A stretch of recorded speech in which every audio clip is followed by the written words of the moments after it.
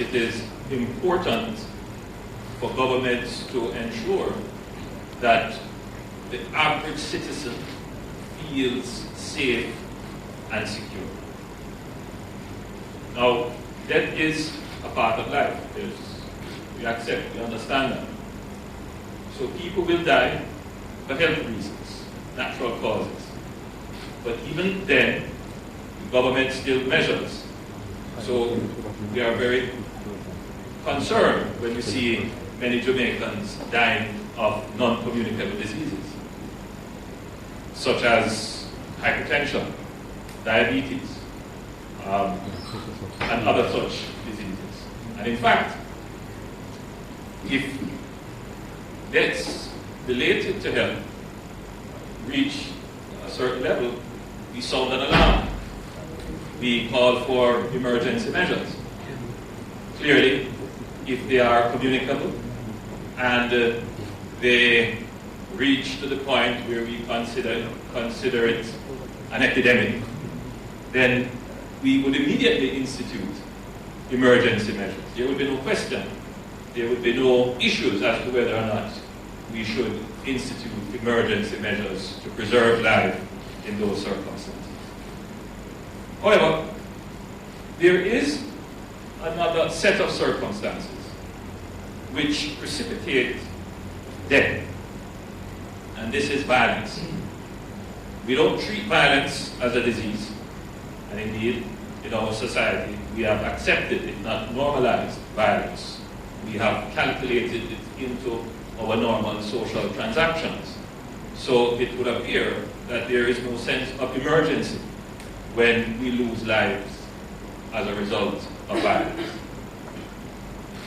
So let's dig deeper into violent death. We have killings in war or conflict. That is not the case in Jamaica. And then there are non-conflict deaths, and then there would be self-inflicted deaths, suicides. In non-conflict death, which would be where Jamaica is focused and concentrating its attention, would be what we describe as intentional homicide. In Jamaica, the term we use is murder. That is, someone intentionally, deliberately takes an action that deprives someone of their life. Then there would be killings in self-defense. Clearly that would not be intentional. Killings in legal interventions. That would be someone coming in conflict with the police, and there is a legal killing. And then there would be non-intentional homicides, an accident, for example. And then that would be as a result of neglect or negligence. But let's look at intentional homicides, because that is really what is the epidemic in Jamaica. And there are three general areas of intentional homicides. You have homicides related to other criminal activities, and that would be, for example, gangs or economic crimes. And then you would have interpersonal intentional killings. We would call that in Jamaica domestic, intimate partner, family relations, domestic murders, violence that generates domestic murders. And then we have socio-political. In the decade of the 70s, that would have been a significant part of the category of loss of life. But today, the two main categories that affect Jamaicans would be murders related to other criminal activities, gangs. That would be 70% of all murders on average today. But that figure, as I said, is average. For interpersonal or domestic or intimate partner violence, we would say about 30%. I am not here saying that there are no killings or murders or homicides related to socio-political issues. Sometimes at election time we may see such issues, but they would not be significant enough to register as a percentage. So we could, for now, not ignore, but in dealing with the issue, deal with the two main causes. As it relates to deaths as a result of criminal activity, gangs, there are three actors that we have to pay attention to. Guns, who lead gangs, and who use guns. That is the feature. Guns, gangs, and guns. We note, however, that this is not the case in all communities in Jamaica, or all parishes in Jamaica. In some parishes, it is the reverse. The cause of death would be more interpersonal. So, for example, in some parishes like Portland or St. Mary, it would be far more the case that the cause of death, homicide, would be interpersonal, domestic. In St. Andrew South, however, the main cause of death is gang-related, and the Commissioner will give you that statistic. It would be probably a little bit more than 70% of deaths is caused by gangs in St. Andrew South. Interestingly, in St. James, since the start of the tri-parish state of emergency, Commissioner reminded me there have been 17 murders in St. James, of which 8 have been related to domestic interpersonal. So you see, as measures become more effective at controlling guns, gangs, and guns, you will see the interpersonal domestic variable playing a greater role in determining the cause of the homicide.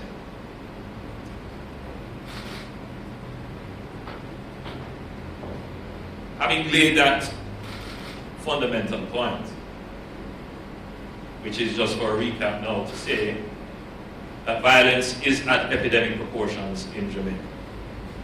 It ought to be treated in the same way as we would treat any other epidemic, which is to put in place special measures to arrest it. The main cause of violent death in Jamaica would be the category, or would be guns, gangs, and guns, or deaths related to criminal activities. I want you to pay close attention to this slide. This slide gives you the number of lives lost through violence, through homicides, intentionally, from 1960 to present. It's very important that we pay attention to this slide because it gives you the magnitude of the problem. In the decade 1960 to 69, 855 lives were lost due to violence. Or rather, homicide to be specific. In the decade 1970 to 79, 2,686 homicides or murders. In the decade 1980 to 1989, 4,870 murders, homicides. In the decade 1990 to 1999, 7,621 homicides. And the decade 2000 to to 2009, 13,418 murders, homicides were committed. Now, when you start to quote numbers in those regions, that would be almost the equivalent, or you start to be categorized as a country at war. And that sounds like a death toll from a war. In the decade 2010 to 2018, not quite a decade, but in that period, we should see the outcome of that decade in another year or so. You would see that there is a decline, moving from 13,418 to 11,379. I want to make a few points here. Firstly, the exponential increase in homicides, murders, up to 2009, from 1960 to 2009, occurred in spite of government's intervention through various national security strategies. Some people will say in some periods there were no particular kinds of well thought out intervention. Some people will say that certainly the period 1970, 80 and onwards, there was a decline in the country's law enforcement capabilities. Some people will say that there was a disinvestment in the security apparatus. However, I'm not going to argue those points because I believe those points have been well established. But the point to note is that in spite of various administrations putting in place special squads, special task force, community policing, trying to rearrange the ranks of the force by improving training and leadership and management. Even with the Suppression of Crimes Act, the gun code, we have seen in that period, from 1960 to 2009, for each decade, murders moving from 855 in the decade of 1960 to 1969 to 13,418 in the decade 1990 to 1990. Or rather, sorry, from the decade 2000 to 2009. So in spite of those interventions, they have not been effective in bringing down the homicide rate. They have not been effective against violence in general, and it has definitely not been effective against violence that results in the loss of life. What has been effective? In the decade 2010 to 2018, where you will have seen now a decline to 11,379, almost 3,000, that would be almost 2,000 lives saved. We have had two interventions, two rounds of interventions, utilizing the tool of the state of public emergency. In 2010, we were literally forced into declaring a state of public emergency. And in 2018, we were deliberate and strategic in using that tool. And we now see the results.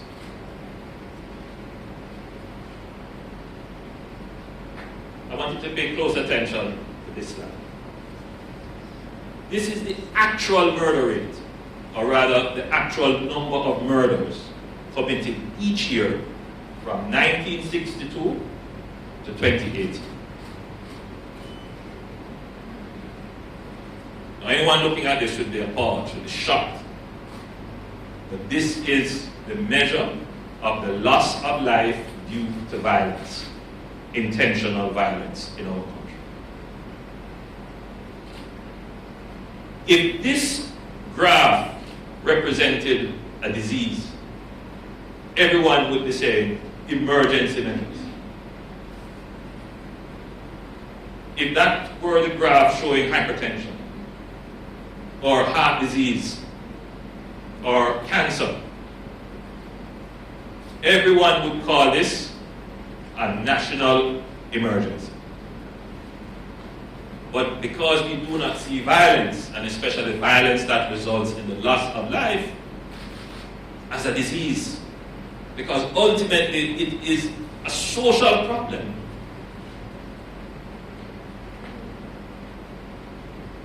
And it is a disease. If it were a graph showing mental health issues, we would say this is an epidemic that has to be addressed. But there is something else that jumps out at you looking at this graph. You will see that it is a persistent increase since 1962. But there have been periods when we have had spikes. There was a spike between 1979 and 1980. And we know that at that point in time, that was the bloodiest election. I think of it almost as an undeclared civil war. Then we would have had a spike. I'm seeing it as clear. Between 1996 and 1997. And you can see the spikes going up to 1,674 murders. And that would be somewhere about 2005 or 6. 2005. And then in 2009, we went again to 1,673. That's correct. And then there was a decline in 2010 as a result of the intervention. And that decline continued to 2014. And then after 2014, we saw a rise once more. But aside from the spikes, we have also seen periods of decline. If you look at the graph, however, you will see that we have had a substantial decline in the period 1980 to 82. Then again, in the period 1997 to 1999. And then we would have had another decline in the period 2002 to 2004. We would have another sharp decline again in the period, that's 2005 to 2006. And then we've had another decline in the period 2009 to 2011.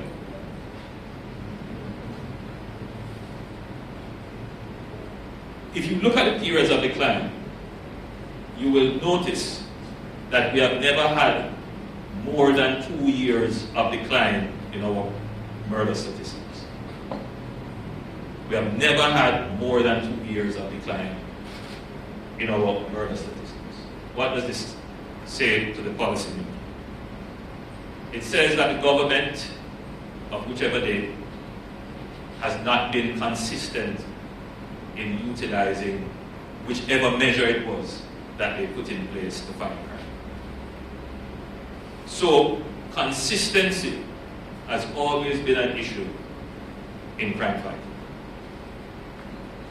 So we'll get 2 years of decline, and then there's a spike. It says to us that we have never rallied around as a country a crime fighting strategy and have had the strength and conviction to stick with it.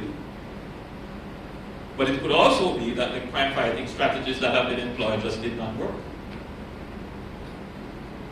It could also be that the crime fighting strategies were interrupted either by the political cycle, meaning elections would have come about, policies would have changed, or by administrative changes. Commissioners may have changed, they have taken different directions. And so it is clear from this graph that yes, Jamaica has an epidemic in violence that leads to murder, loss of life. The epidemic flares up on a routine basis, but it can be brought down by intervention. But the interventions have to be strategic and well planned and have to be at scale to the problem itself. And the interventions have to be long lasting, they have to be consistent, and they have to have backing that carries it across either the political cycle or changes in the administrative cycle. That is what this graph tells you. So the lesson for this government is that yes, we have to build consensus on the plan to reduce crime. Secondly, we have to put the resources behind the plan to reduce crime. And nobody can say that this government has not, and the Minister of National Security will outline to you the budgetary spend that this government has undertaken on crime fighting.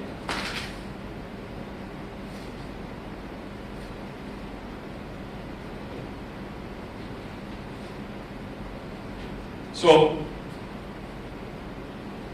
I wanted to point out to you in more detail what has happened with murders in the last decade. So clearly, you can see in 2009 we benefited from the intervention in 2010. That intervention carried us to 2014, and then it spiked again in 2017, and then the interventions in 2018, which brought it down. We are now in 2019. The government has intervened. Presently, where we are is the same place we were last year this time. Two things can happen. It is either the graph goes up or the graph goes down from here. It is my firm intention and commitment to carry that graph even further downwards, which is why we are employing a strategy that has been proven to work, and in the way in which we have refined it will work even better. There are other strategies being employed other than the declaration of states of public emergency. The Commissioner will outline many of those strategies. But you have to divide them into two categories. The first category are those that will immediately respond and suppress, and the second category are those that will prevent. The suppressive strategies are shorter, but the two work hand in hand. For the preventative strategies to work, which are more long-term, they take a longer time to come to fruition. The administration of crime, that is the police, the army, and the Ministry of National Security, they need a breathing space. The truth is that the level of crime is over and above the present capacity of our law enforcement structures to respond in the normal, conventional, and traditional ways. So the government has to invest in building the capacity to address it. That takes time. Procurement alone for new cars will take a year. What happens during that period of time? Do we throw our hands up and allow people to die for the want of new vehicles whilst we are procuring them? It's just the reality of our public bureaucracy. We, of course, try to get it as quickly as possible, but it is the reality. So the two strategies, the short term and the long term, have to work together. But even outside of that, with the number of crimes committed, 10,000, 11,000 for this decade, we do not have 1,000 investigators. Well, you will give the number. How many investigators do we have? Just over 1,000 investigators.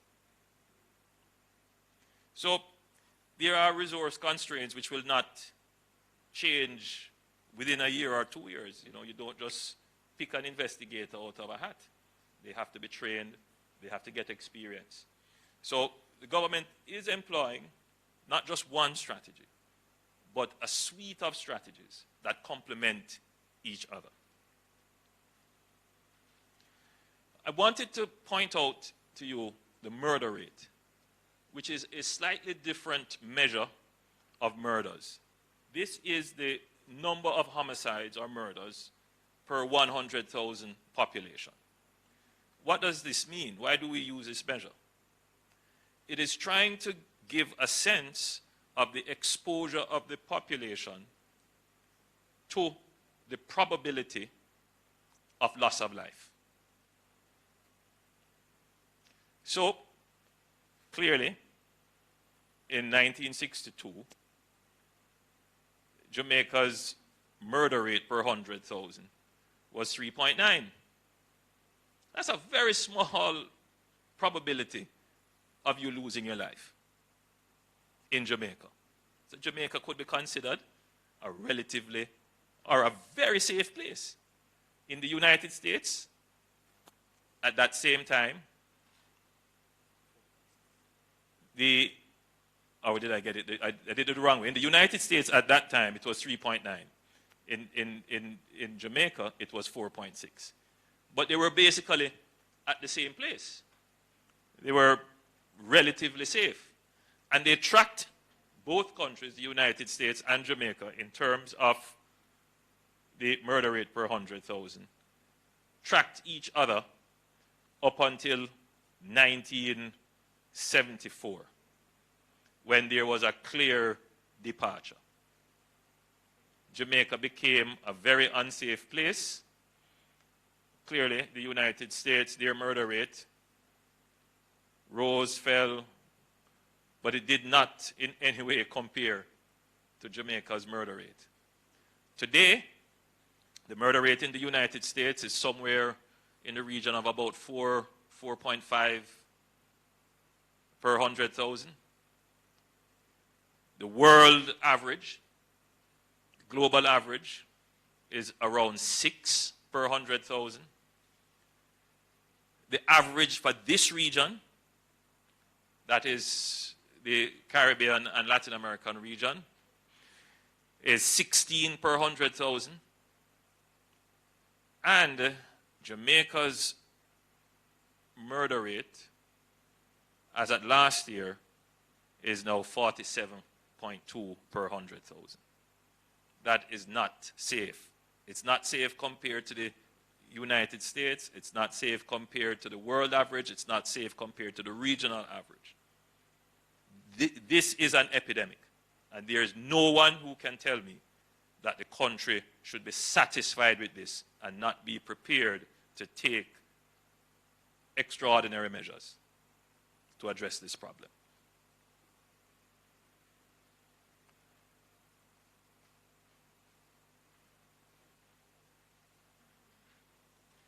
My final slide is to give you a sense of what the region looks like. And you can see, if this pointer works, yeah, it's just slightly, you can probably see that's Jamaica. So Jamaica, as I said, is in the category with Honduras. Honduras's murder rate is 40. But look at the highest in the region. Venezuela, 81.4. El Salvador, 51. Then comes Jamaica. So we are the third highest in the region. But look at everybody else. You know, Mexico, where there's so much, 25.8. Trinidad and Tobago, 37.5. Belize, 35.9. Guatemala, 22.4. Colombia, 25. Puerto Rico, 20. Costa Rica, 11. Uruguay, 11. Dominican Republic, 10. Panama, 9. Peru, 7. Bolivia, 6. Ecuador, 5.7. Argentina, 5. Paraguay, 5. Chile, 2.7. And that is where we are. So I would today want to rubbish this argument that things are normal and that our Constitution contemplated this kind of murder rate. Every Jamaican should be appalled at this, not just scared for themselves as a citizen, but as a country that we are at this level. And every Jamaican should be prepared to do what they can in the fight against crime. And what is it that a citizen can do? The first thing is to tell us what you know. Cooperate with law enforcement and give information on the dons, the gangs, and the guns in your community. They are the ones who are primarily responsible for this in Jamaica. There are many other actors that have to be addressed. Politicians who have been complicit. Policemen who have been complicit. But the citizens themselves who live in the communities must not be complicit. Because it affects you. It affects you. So, this is the state. And that is why we have decided to employ these measures, along with others, to ensure that we can bring down the murder rate. I go back to one of the slides to make a final point. I have said that it is our intention to bring our murder rate down as a first target to what is within the region. So this line here at 16, the regional average. We should mobilize resources, organize strategies, and execute to get our murder rate down to that level. It is not impossible. So if you look at the falls that we have had in the murder rate, you would have seen that they are pretty significant. So if you look between 1997 and 1999, it's a fairly good drop. If we had persisted, we would have reached there long ago.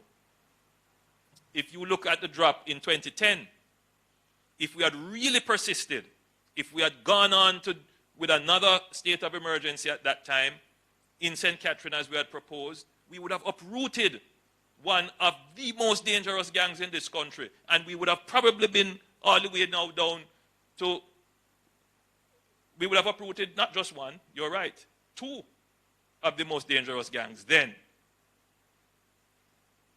So it is our intention to persist, and we will bring our murder rate down to make Jamaicans feel as safe as everyone else in this region. We should not be an outlier in this regard. Jamaica has too much potential, and we cannot allow the criminals, the dons, the gangs who use guns to prevent us from achieving our destiny of being a prosperous nation. Ladies and gentlemen, I thank you. Thank you, Mr. Prime Minister. And members of the media, please rest assured we will be distributing electronically the slides that the Prime Minister spoke to. May we now invite the Commissioner of Police, Major General Anthony Anderson, for his presentation.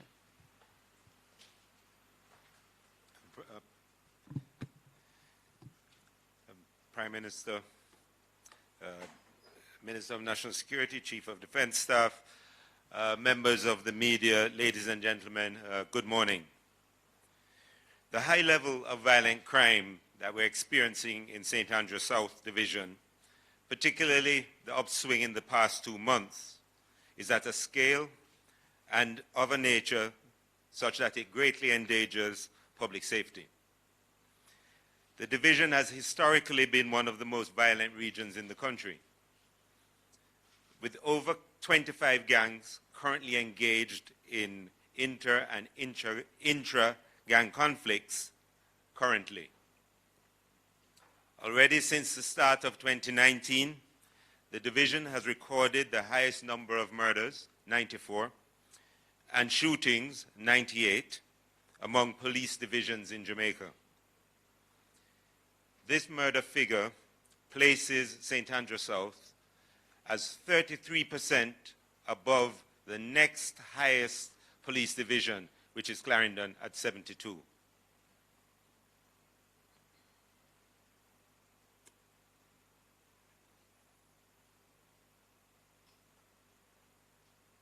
Murders in this division have increased by 19%, while shooting incidents by 40% over 2018.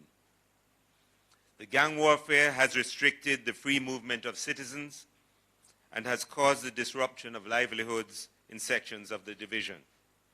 The fear that is associated with this level of violence has undermined the daily lives of these communities and the residents.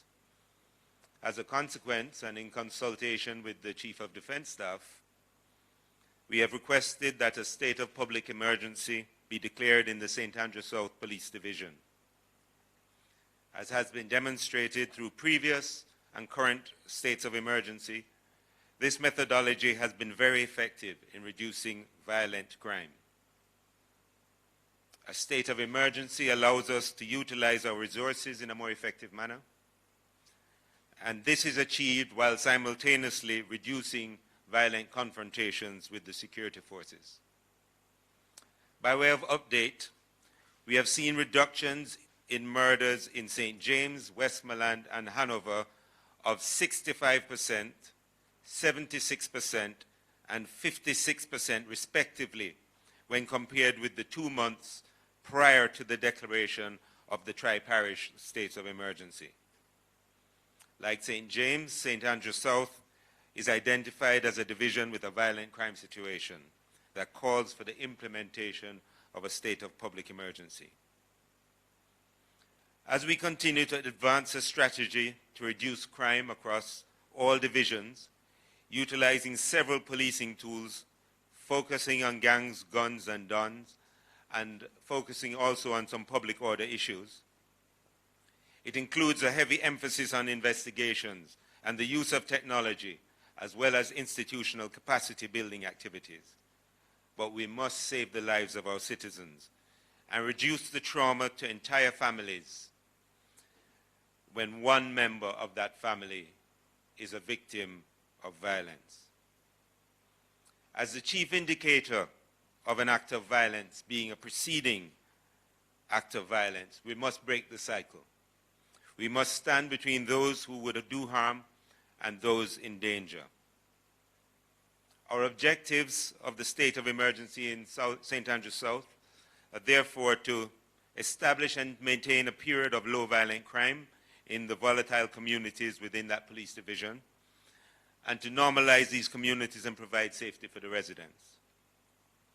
To disrupt the free movement of criminal gangs and weapons and deny them the opportunity to commit violent crimes. And to provide the opportunity for greater investigative focus on perpetrators of violent crimes and their facilitators. During this state of emergency, our priorities and areas of focus will be intensifying anti-gang investigations, the occupation of critical spaces controlled by criminal gangs, prioritization of investigation around high-risk offenders, and the enforcement of public safety and public order matters. We seek the support and cooperation of the residents and persons doing business or transiting the St. Andrews South Division, and indeed all Jamaicans. There may be some traffic delays and inconvenience, but we ask for your patience and understanding as we work to achieve a sustained reduction of violent crime, a reduced existence of risk factors, that's the guns, gangs, and dons, and a sustained partnership between the security forces and the citizenry. The public can assist by contacting Crime Stop at 311, which is, as always, completely confidential, by complying with the security officers at checkpoints, by adhering to the curfew guidelines, by notifying the JCF of any breaches of professional conduct by our own members. The JCF remains committed to respect for all, the rule of law, and to being a force for good. Help us to keep you safe. Thank you. Thank you, Mr. Commissioner. And now we'll have the Chief of Defence Staff, Lieutenant General Rocky Meade, with his presentation. Thank you very much. Honourable Prime Minister, Minister of National Security, Commissioner of Police, Solicitor General, citizens of Jamaica, members of the press, ladies and gentlemen, good morning. As at dawn today, the Jamaica Defence Force and the Jamaica Constabulary Force deployed to the St. Andrews South Division in keeping with the declaration of state of emergency along the following boundaries. In the south, extending in a southwesterly direction from the intersection of Chisholm Avenue and Maxfield Avenue, along Maxfield Avenue onto East Avenue, to the coastline in the vicinity of Petrodram, and extending along the said coastline in the vicinity of the Kingston Container Terminal to the Portmore Causeway Bridge. In the west, continuing in a northwesterly direction from the Portmore Causeway Bridge along the Fresh River, the shared parish border of St. Andrew and St. Catherine, west of Riverton, and extending to the vicinity of the westernmost end of the Belvedere to Ferry Secondary Road. In the north, extending in an easterly direction along the Belvedere to Ferry Road to the foot of Red Hills at the intersection of Perkins Boulevard, Mullines Road, and Red Hills Road. And in the east, starting at the foot of Red Hills Road at that said intersection, extending in a southeasterly direction along Mullines Road, Seaward Drive, Mimosa Road, Aloe Avenue, Bay Farm Road, Newark Avenue, Elm Crescent, Keesing Avenue, Hagley Park Road, O'Mara Road, and Chisholm Avenue at the point of intersection with Maxfield Avenue. The state of emergency will give the security forces temporary additional powers of search, arrest, and detention. We believe that this is necessary in order to give the security forces the necessary space to carry out the operational tasks that will be required to help bring a sense of normalcy to the communities affected. While we acknowledge that persons may be concerned about the implications of the security operations as they go about their everyday lives, we want to assure citizens that both the JDF and JCF have been properly trained and oriented to give due regard to basic human rights and citizens' rights of all persons within the communities. Our record in other areas in which states of emergencies have been declared is testimony to our commitment to carrying out our duties in a lawful and respectful manner. We will continue this approach in St. Andrews South. We urge citizens to acquaint themselves with the regulations and requirements governing a state of emergency in order to easily and conveniently transit the area as they go about their lawful business. During this period of the state of emergency, citizens will encounter various operations such as highly visible vehicle checkpoints.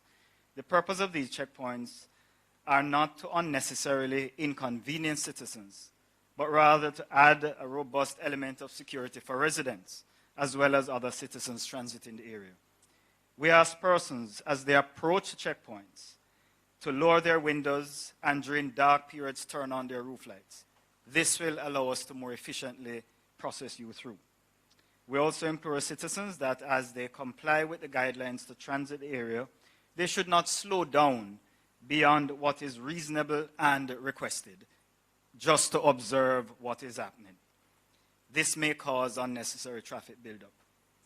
As we pledge to carry out our operations with the professionalism and respect that we are known for, we are also seeking the cooperation and support of all Jamaicans by imploring you to use the available tip lines. The Commissioner already mentioned the 311, and also there's a JDF tip line of, could we change that? Could we change the slide to the tip line numbers, please? So the JDF number is 876-837-8888. This will allow us to have the information we need about the gangs, the dons, and the guns in order to make a difference. This community support is a key component of our efficiency and rests heavily on your input and involvement. We'll be doing our part by publishing bulletins on social media and other media mechanisms about illicit activities and wanted men. Please help us to identify these individuals by reporting them. We anticipate that the success of our tip line so far will continue. In closing, let me reaffirm that the Jamaica Defence Force and the Jamaica Constabulary Force have both the commitment and capability to achieve success here in St. Andrew South, similar to what we have achieved in other areas where states of emergency have been declared. We welcome the continued support that we have gotten from citizens and various other groups, including private sector, as we strive to bring a lasting peace to our communities. Ladies and gentlemen, thank you very much. Thank you so much, Lieutenant General Rocky Mead. And now, finally, we have the Minister of National Security, the Honourable Dr. Horace Chang. Thank you.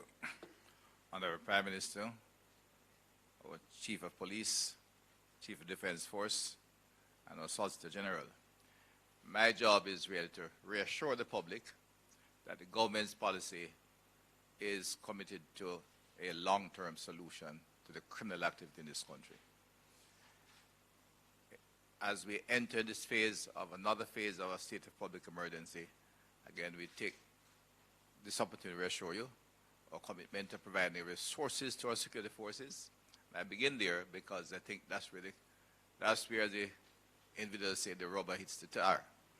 And when we look at analysis of expenditure in the security forces over the last 20 years, in fact, since independence, I note, and I'm sorry I'll be able to put a graph up there, but I have it here, that expenditure on security services, especially capital expenditure, has been lower than 0.5% on an ongoing basis until 2017, 2018, when we went to 0.65%, and in 2019, for the first time in the history since independence, we went to 1%, 2019, 2020. And this reflects a commitment, as I said, to ensure we can take our security forces to a level that they can deal with the criminal activity in this country. Besides that policy, of course, we have to provide the security forces with what we call an effective legal framework. And our legislative agenda is focused on ensuring we have a strong set of legislation to deal with corruption, the gangs and their leadership, and the criminal enterprise associated with them. In the case of corruption, we, of course, will operationalize MOCA during the course of this year. The final piece of legislation, the Code of Conduct, should be in Parliament, I think, as early as Tuesday, and you'll have an effective organization dealing with corruption. In fact, without prolonging that, they currently have over 330 cases in court. In the anti-gang legislation, we'll have its final, 2 or 3 final sittings to look at various amendments. Until we get to those sittings, in fact, we are bringing to the House amendments to the Intercept Act to provide the security forces with an effective means of using modern technology to gather evidence in dealing with the criminal enterprises, the gangs, their dons, and the bringing together of guns in the country. The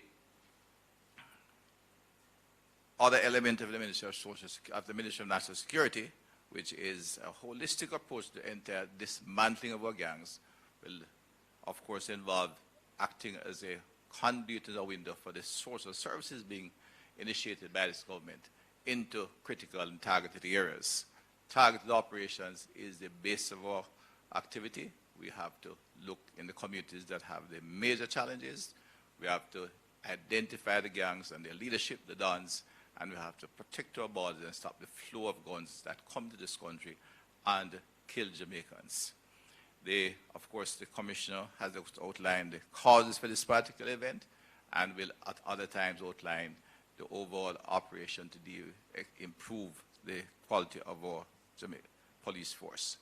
But I want to take this again opportunity to assure you the government is committed to a long-term solution that will dismantle the gangs, prevent recruitment into the gangs, provide opportunities for young people, and ensure we have a police force that is properly equipped to deal with the modern criminal enterprises that are associated with our gangs, dons, and guns. They are major business operations, they corrupt the society, they undermine our institutions, and this government is committed to ensuring the resources are there, the organizational, institutional change required will be put in place by the leadership of the security forces, and they have the full support of this government. I close on that note, and if you have any questions at the end, we're happy to answer them. Thank you so much, Dr. Chang, the Chief of Defense Staff, Lieutenant General Rocky Meade, and of course, the Commissioner of Police, Major General Anthony Anderson, and the Prime Minister, the Most Honourable Andrew Holness. May we also thank the audience in Radio Land, Love 101, IRA FM, and Nationwide Radio that brought our press conference live. Ladies and gentlemen of the media, we invite you now to pose your questions. We'll take some questions this morning. I recognize Dashan, of course, from TVJ. Please, for everyone else, raise your hand. We'll acknowledge you, and of course, you ask your question. Dashan. Good morning, Mr. Prime Minister, Commissioner, Chief of Defense Staff, and Minister. Mr. Prime Minister, you mentioned that if we're going to be able to cauterize this crime situation, go up to the gangs, the guns, and the dons, citizens must play a part, but you also say that politicians and police are also complicit. Who do the citizens report to if they can't go to the police if they are complicit in this? It's a very, very good question. And we have, within the National Security Council, discussed this issue. There has to be a process, a mechanism, where everyone can feel confident in.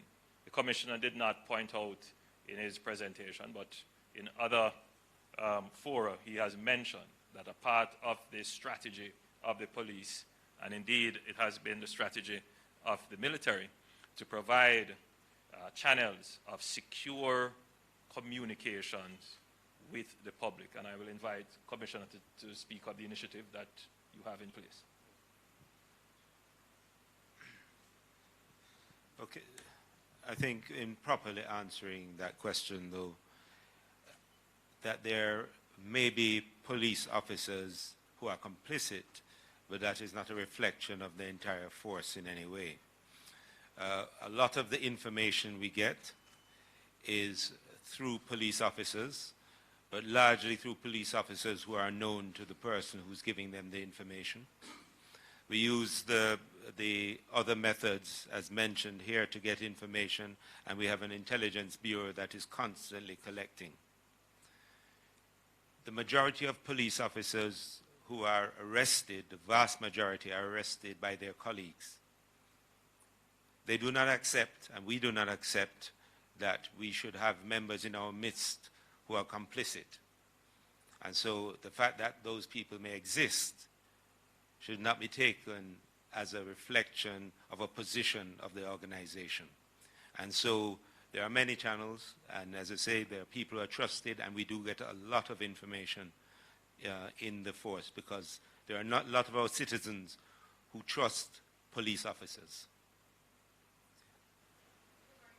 But just before you go on, the Commissioner's answer is on point, that we cannot cast a blanket of pall over our security forces, and that especially within the last couple of years, We have seen significant internal operations to purge the force. But I wanted to... Right, I wanted you to point out, for example, the changes you're making to your IOC. Right. Okay. Thank you again, Prime Minister. Okay, so since the beginning of this year, we have done some significant changes in our internal affairs component of the force. I've reassigned one of my lead persons in this area, or probably the lead person in this area, Mr. Deputy Commissioner Selvin Hay, to lead this. He's restructuring it. We have changed some of the personnel. We have included some additional structures, some which are to come, to make it easier for the public to give us information in this regard, whether it is complaints about things or just tips or even commendations. So we're making a much, and how we track these through to a proper conclusion. That is in process. We're rolling it out. It's being led, as I say, by somebody who is not only known locally but internationally for their work in anti-corruption activities, and also audits, accounts of how we take care of the things that are in our custody. So there's been a big shift in that area. It is going forward going to be the place of choice in which to serve in the JCF. Thank you. But I'm spending a little time on the point because it is such a sensitive issue in the minds of the public. When I made a statement addressing the police officers at their conference, it created quite a bit of public stir because of my focus. Obviously, I was speaking to the audience, and therefore I made that point. Aside from the internal changes in the police force, which will see to the improvement of the integrity of its internal oversight, of its internal affairs, to ensure that the force presents to the public a body in whom they can have trust, in which they can have trust. The government has also invested over the past 5 years in MOCA. And MOCA is now emerging. It has gotten its own legislation. I believe its regulations are about to be tabled, so they are now truly independent. And in the time that MOCA has existed, they are now the third arm of our law enforcement capacity. So you have the JDF, you have the JCF, and now you have MOCA as an independent arm. So the JCF is working assiduously to improve its internal affairs, to make sure that the public can have confidence in it, that information that is given is treated with sensitivity and protected and used. But you also have MOCA, which has developed an excellent track record. So there are existing now credible channels and avenues with which the public can cooperate with the police and get results and at the same time feel safe. And I want to assure the public that one of my greatest efforts is to ensure that they can trust the police. Now, I am not here telling you that it is all roses. I am well aware of the situation. The fact is, the truth is, that we do within the police force not just intelligence and investigations, but they are now required to do on an almost routine basis polygraphs. In fact, policemen coming in are required to do polygraphs. Officers in existence are randomly, routinely polygraphed. And so we do have a profile. We do have a profile of the level of corruption that exists. The next piece of the puzzle is to be able to act and act decisively, and therefore the legislative framework has to be in place. We already have legislation. Policemen are being investigated almost on a daily basis and brought before the courts and discharged from the force. So that process is going on. But we are now developing another piece of legislation, which we, when it is finished, it is likely to be called the Protection of the Integrity of the Forces Act, the Law Enforcement Act, which will see a more streamlined way of ensuring the integrity of police officers. So we are, going to the greatest lengths to ensure that the force is a force that we can be proud of and we can share information with. Lastly, on this topic, we have always partnered with Crime Stop, and Crime Stop has been a very useful avenue through which information is shared. We would want to put it in the public domain once more that we intend to offer meaningful rewards for information leading to the recovery of weapons, as we did in the first state of emergency declared in St. James, which yielded great results. And you will hear more about that new program later on in the week. Thank you, Mr. Prime Minister. Ms. Tamara Hale from Scene TV and Sportsmax. Yes, good morning all. I'm Tamara McHale from Scene Caribbean News. And my question is for you, Prime Minister Holness, as it pertains to the parish of Clarendon. I understand that there has been several calls, repeated calls for a state of emergency. We understand that a JDF soldier was killed last night. Persons on the ground have been calling for that state of emergency. I know you had spoken to the fact that there are resource constraints within the force, but at the same time I wanted to find out, are there any plans to consider that? It's a legitimate question, but my answer can only be to you that we have not said that we are not going to Clarendon. So, all areas that are gripped by crime are candidates for this measure. Of course, it takes time to plan it because it is a sustained effort. We have to make sure we have the resources in place, and you have to also pay attention to topography and the built environment and the physical layout, because all of those impact how you deploy. So clearly, the area of Clarendon is slightly different in its urban layout as relates to St. Andrew South, which makes for a different kind of configuration of intervention. But all parishes that have this challenge of crime that is over and above what would be considered normal would be candidates for a state of public emergency. But Thank you, can Mr. you be Prime a bit Minister. more... I'm sorry. Oh, sorry, Naomi. I'm so sorry, but Mr. Hendricks actually had a follow-up to that. Are you allowing tomorrow? Okay, sure. Oh, I was just wondering if you could be just a bit more specific, because you said it's going to be a candidate. Do you have any timelines in mind? It's going to be this year. So may as well I just tell the criminals when I'm coming. Well, that is true.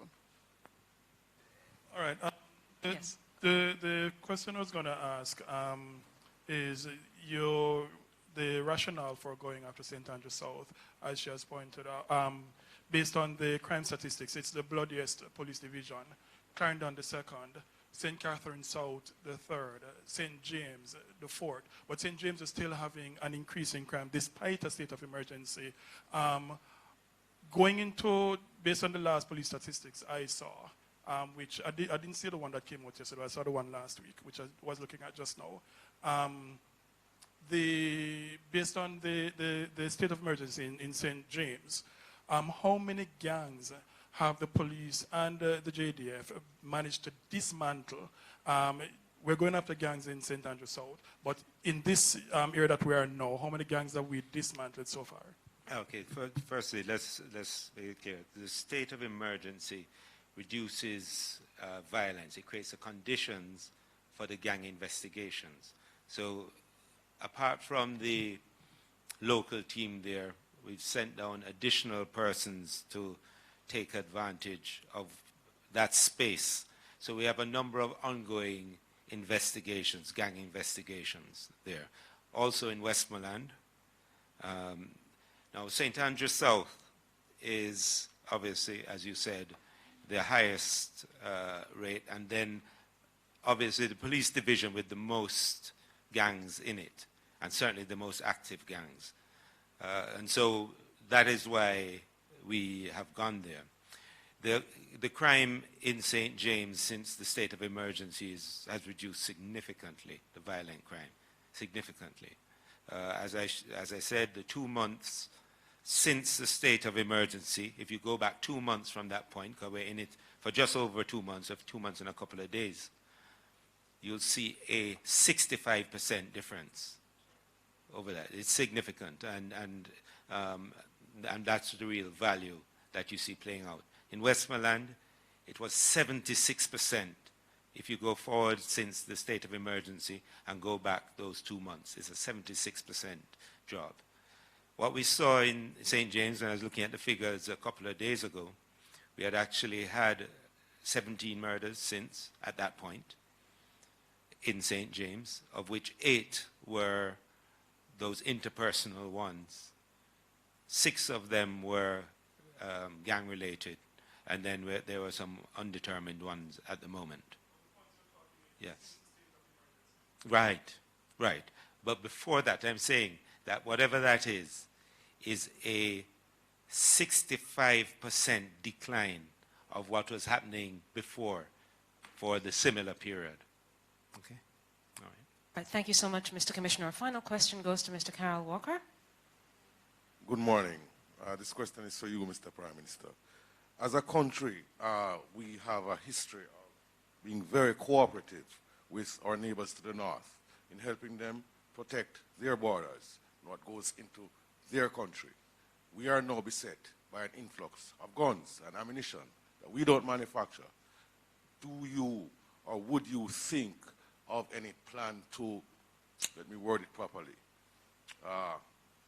seek the cooperation of our neighbors from the north to help us stem the flow of guns into our island from their country? I'm going to answer you in general terms, and then the Commissioner and the Chief of Defense Staff, if they wish, may give specifics.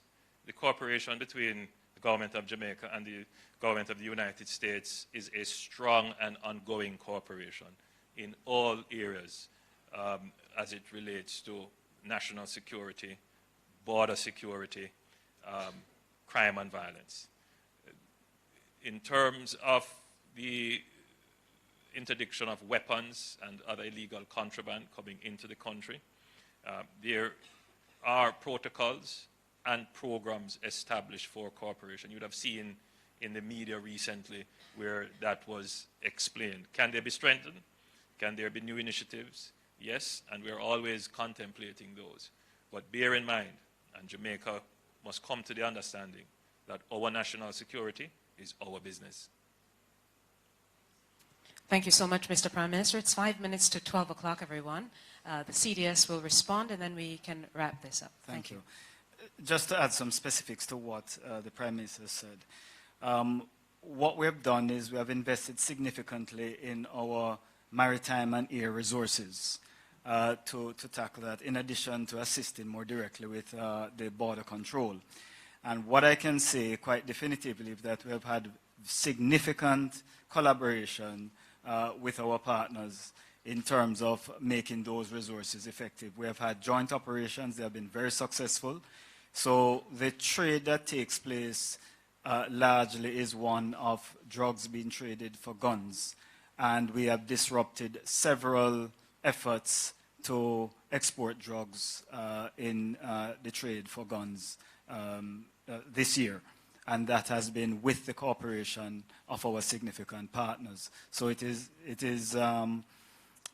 been very effective, and we're going to continue to invest in our sea and air resources and continue the collaboration with our partners. Thank you so much, Lieutenant General Rocky Meade, and the Commissioner, Major General Anderson, will respond as well. Okay, so as I said, this is an issue that we work on all the time. We have significant cooperation from the ATF in the United States and access to their e-trace database, which tells us where guns are coming from. We also have a number of transnational investigations going on at the moment around some of the shipments we've found in Jamaica, and we've managed to interrupt through cooperation with our partners some of the shipments before they even reach Jamaica. So there is work going on in that regard. There's always more to do that we can do to make this better, but we certainly have gotten quite a bit of cooperation in that regard. Thank you. And so we thank Prime Minister, the Most Honourable Andrew Holness, the Minister of National Security, Dr. Horace Chang, the Commissioner of Police, Major General Anthony Anderson, and the Chief of Defence Staff, Lieutenant General Rocky Mead. Thank you too to members of the audience listening live on Love 101, IRA FM, and Nationwide Radio. Thank you, everybody. Refreshments are served outside. Good morning.